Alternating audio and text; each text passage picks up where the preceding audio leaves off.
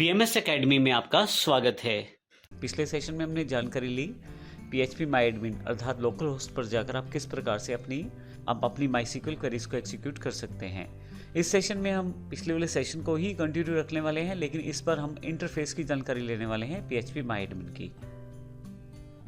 जैसा कि मैंने पहले भी बताया कि हमारा जो ये पूरा का पूरा कोर्स का स्कोप है वो MySQL तक लिमिटेड है, परंतु यदि आप PHP के साथ काम करना चाहते हैं, वर्डप्रेस के साथ काम करना चाहते हैं, तो इसके लिए आप हमारी और सीरीज को भी देख सकते हैं। तो आइए देखते हैं इस सेशन में हमें क्या जानकारी मिलती है। सबसे पहले मैं आपको बता दूं कि हमारे पास जब आप PHP MyAdmin खोलते हैं, ओपन करते हैं, तो दो सेक्शन रहते हैं, एक लेफ्ट साइड पे, एक राइट हैंड साइड पे।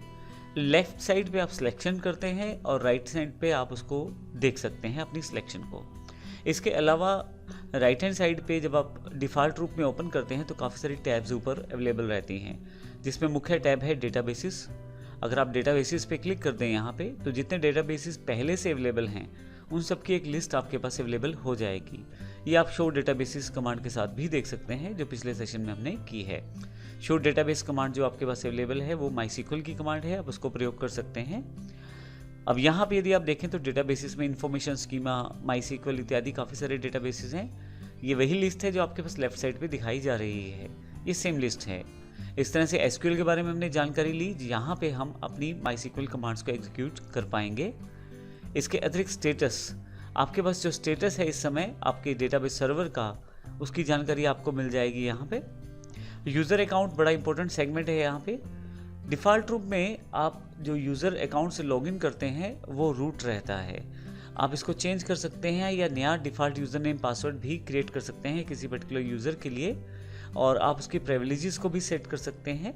सपोज करें ये जैसे रूट यूज़र है और ये मेरे पास लोकल होस्ट पे लॉगिन है और इसको ऑल प्रिविलेजेस पहले से मिली हुई हैं, क्योंकि यह एडमिन यूज़र है। आप एडिट प्रिविलेजेस करके भी यहाँ से फर्दर इसको राइट्स अवेलेबल करवा सकते हैं, लेकिन इसके लिए आपको सुपर यूज़र से लॉगिन करना पड़ेगा, यानी कि आप खुद जो हैं मेन यूज़र होने चाहिए, एडमिन यूज़र होने चाहिए। यहाँ से जो ऑप्शंस या जो कमांड्स एग्जीक्यूट करने की पावर मैं इस पर्टिकुलर यूज़र को देना चाहता हूँ उनको सेलेक्ट कर सकता हूँ, और जो नहीं देना चाहता उसे डिसलेक्ट कर सकता हूँ। तो इस तरह से मैं बड़ी आसानी से यूज़ कर सकता हूँ अपनी प्रिविलेजेस राइट्स को। मैं फिर से वापस यहाँ से यूज़र अकाउंट्स पे आ जाता हूँ। अब देखेंगे काफ़ी सारे यूज़र अकाउंट्स यहाँ पे अवेलेबल हैं। आप यूज़र नेम पासवर्ड भी चेंज कर सकते हैं और भी बहुत सारे ऑप्शंस आपके पास सिलेक्शन में आ जाते हैं यहाँ पे। जब भी आप SQL की कमांड्स देते हैं और टेबल्स के साथ काम करते हैं, डेटाबेसिस के साथ काम करते हैं, तो आप अपना डेटा इकट्ठा कर लेते हैं अपने इस डेटाबेसिस में। तो जब आप उन्हें बाहर लेके जाना चाहते हैं किसी और फॉर्मेट में, तो एक्सपोर्ट का यूज़ कर सकते हैं।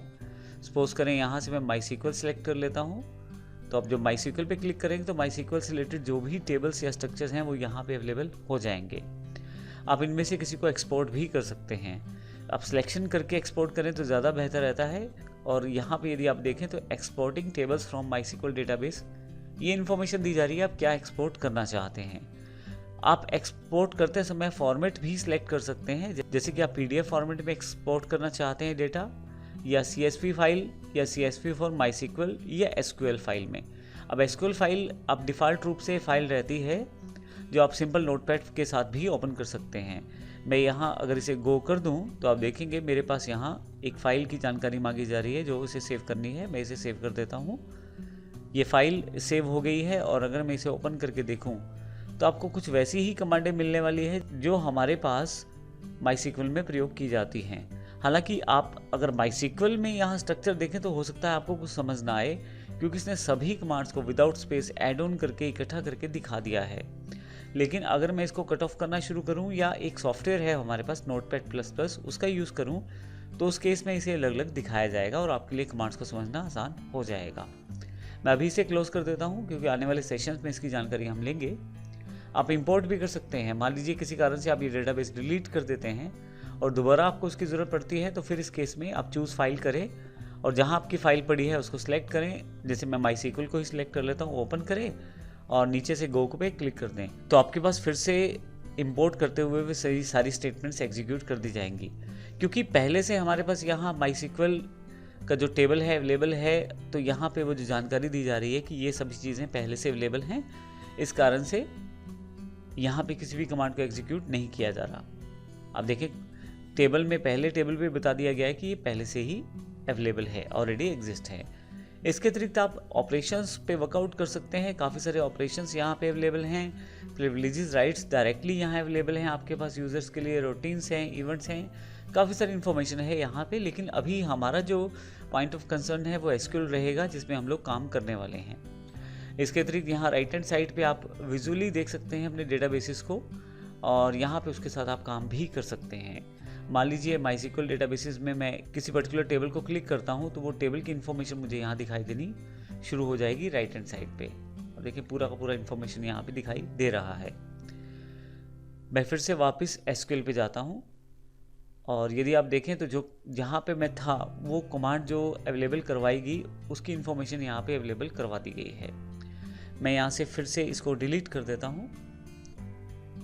कमांड एग्जीक्यूट करने के लिए ज़रूरी नहीं है कि आप टाइप करें, आप यहाँ से नीचे से सिलेक्ट भी कर सकते हैं। कुछ बेसिक कमांड्स को यहाँ पे पहले से ही अवेलेबल करवा दिया गया है। जैसे मैं सिलेक्ट करना चाहता हूँ तो अभी क्योंकि मैं यहाँ जनरल लॉग मैंने क्लिक किया हुआ है तो select star from general log automatically select हो गया है।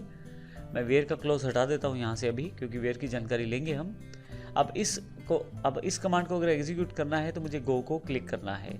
नीचे की तरफ मेरे पास पूरी इन्फॉर्मेशन आ जाएगी। अगर इसमें डेटा है तो डेटा भी दिखाई देगा। और यहाँ पे मैं फिर से वापस आता हूँ शो क्वेरी बॉक्स पे। अब यहाँ एक शॉर्टकट मैं आपको बता देता हूँ। अगर आप कंट्रोल शिफ्ट के साथ एंटर दबाएंगे तो आपके पास बार बार आपको गो पे क्लिक करने की आवश्यकता नहीं पड़ेगी। मैं कंट्रोल शिफ्ट दबा के एंटर प्रेस कर देता हूँ तो मेरी क्वेरी जो है एग्जीक्यूट हो जाती है। तो ऐसे केस में मुझे बार बार गो बटन को प्रेस नहीं करना पड़ेगा। मैं फिर से शो क्वेरी बॉक्स पे वापस जाता हूँ। जो भी कमांड मुझे चलानी है यहाँ से मैं चला सकता हूँ।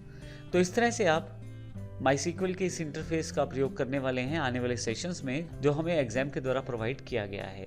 तो अगले सेशन से हम प्रैक्टिकल कमांड्स की तरफ जाने वाले हैं और देखने वाले हैं किस प्रकार हम अपने डेटाबेस को शुरुआत करेंगे बनाने से लेकर टेबल्स और फिर एडवांस कमांड्स तक भी जाएंगे। धन्यवाद।